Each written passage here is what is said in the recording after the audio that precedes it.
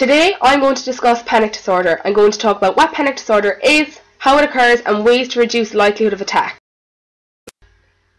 Panic disorder is an anxiety disorder that features recurrent uncued panic attacks with periods of extreme anxiety that cause behavioural changes for a month or more. It's also important to note here though that to get a diagnosis of panic disorder, attacks have to be recurrent and not triggered by anything. There are two main types of panic disorder, with or without agoraphobia. Agoraphobia is a fear about situations where it would be difficult or embarrassing to escape if an attack occurred. A panic attack usually begins abruptly and peaks in about 10 minutes. It can last anywhere from a few minutes to half an hour. Symptoms include rapid heart, sweating, trembling, shortness of breath. Panic disorder can begin at any age, but most often it begins in adolescence. It strikes between 3 and 6 million people in America alone. Panic disorder can be debilitating. 1/4 of sufferers report unemployment for 5 years or more. Women are also twice as likely as men to develop it. What's important to remember is that not everyone who experiences panic attacks will develop panic disorder. Many people who have one attack may never experience another. For those who do have panic disorder though, it is important that you seek treatment. There are many factors aimed at explaining why panic disorder occurs, namely biological, cognitive and behavioural. Today though, we'll discuss the cognitive factors.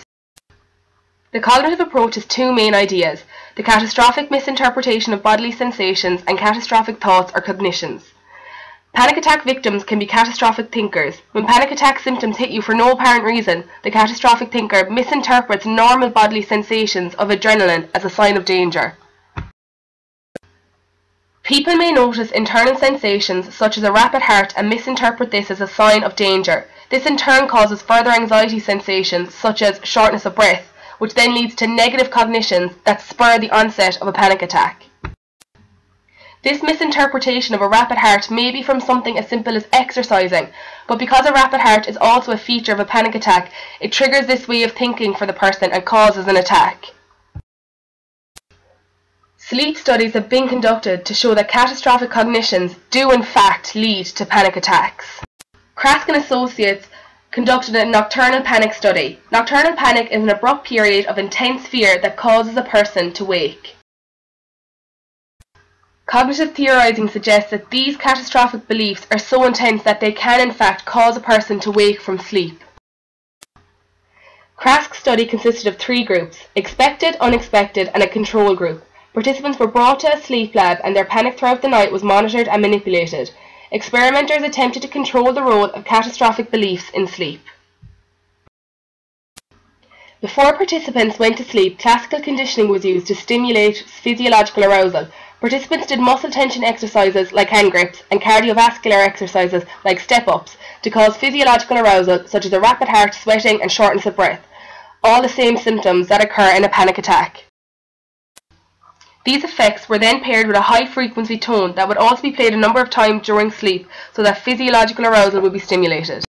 The expected group were told that these symptoms of physiological arousal were going to occur while they were sleeping and that it was completely normal. The unexpected group were told that the experimenters were going to measure their levels of physiological arousal, and the control group heard a completely different tone when they were asleep to the one that was paired with exercise. Both the expected and unexpected groups equally reported abrupt waking in response to the tone, but the unexpected group reported more anxiety symptoms. The control group didn't experience any levels of the same distress. This then leads us to believe that physiological arousal does in fact influence the likelihood of waking in a state of panic. There are many treatment options when it comes to panic disorder, but arguably one of the most successful methods is cognitive behavioural therapy, a sort of talking therapy. 70 to 80% of sufferers who undergo CBT are panic-free at the end of treatment.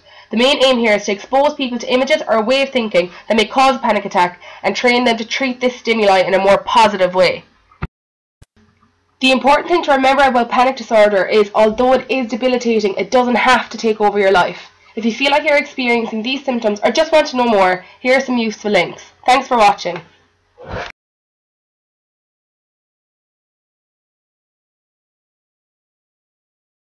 Created using Powtoon.